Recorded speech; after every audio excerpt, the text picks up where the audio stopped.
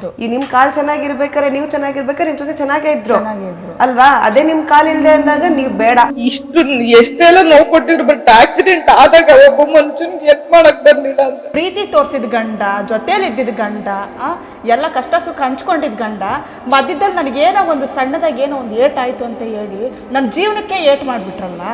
ಕಣ್ಣೆದ್ರಿಗೆ ನೋಡ್ಕೊಂಡು ನಿಂತಿದ್ದಾನೆ, ಯಾರೋ ತಗೊಂಡೋಗಿ ರೋಡ್ ಮಧ್ಯದಲ್ಲಿ ಇರೋಣ ರೋಡ್ ಪಕ್ಕದಲ್ಲಿ ಮಲಗಿಸ್ತಿದ್ದಾರೆ, ಬಾಯಿಗೆ ನೀರ್ ಬಿಡ್ತಿದ್ದಾರೆ. ಈ ಮನುಷ್ಯ ಬರ್ಲಿಲ್ವಲ್ಲ.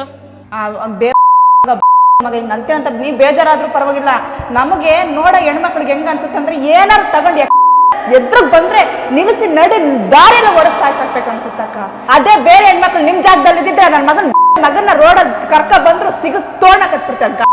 ಅವ್ನ ಗಂಡ್ಸಲ್ಲ ದೊಡ್ಡ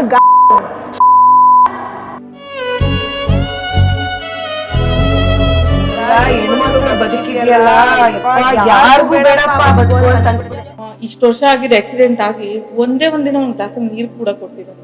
ಇವಾಗ ಹೆಂಗೆ ಈ ತರ ಪರಿಸ್ಥಿತಿ ಬಂದಿದೆ, ನೀವ್ ಬಿಟ್ಟೋಗ್ತಿದ್ರ? ದಿನ ಒಂದು ನೈಟ್ ಉಳ್ಕೊಂಡು ನನ್ನ ಹೆಂಡತಿ ಉಳು ಅಂತ ಒಂದ್ ದಿನನೂ ಇರ್ಲಿಲ್ಲ, ನೋಡ್ಕೊಳ್ಳೂ ಇಲ್ಲ. ಹಾರ್ಟ್ ಬೆಡ್ಡಿತ್ತು, ಅದರಿಂದ ಹಿಂದೆ ಎಲ್ಲ ಗಾಯಗಳಾಗ್ಬಿಟ್ಟು. ಒಬ್ಬ ಮನುಷ್ಯ ನಾರ್ಮಲ್ ಆಗಿರೋನು ಒಂದೇ ಕಡೆ ಮಲಗಿದ್ರೆ ಏನಾಗುತ್ತೆ, ಬೆಡ್ ಸೋರ್ಸ್ಗಳಾಗ್ತದೆ. ಸ್ಪೈನ್ ಇಂಜುರಿ ಆಗಿರೋರ್ಗೆ ಅದೇ ಆಗುತ್ತೆ ಫಸ್ಟ್. ಬೆಡ್ ಸೋರ್ ಆಗಿರೋದ್ರಿಂದನೇ ತುಂಬಾ ಜನ ಗಾಯಗಳಾಗಿನೇ ಸತ್ತೋಗಿದ್ದಾರೆ. ನಾನು ಸತ್ತೋಗ್ತೀನಿ ಅಂತಾನೆ ಅನ್ಕೊಂಡಿದ್ದೆ. ಹೆಣ್ಮಕ್ಳು ನಂಬ್ಕೊಂಡು ಹೋಗೋದು ಏನ್ ಯಾರನ್ನ ಮೇಡಮ್?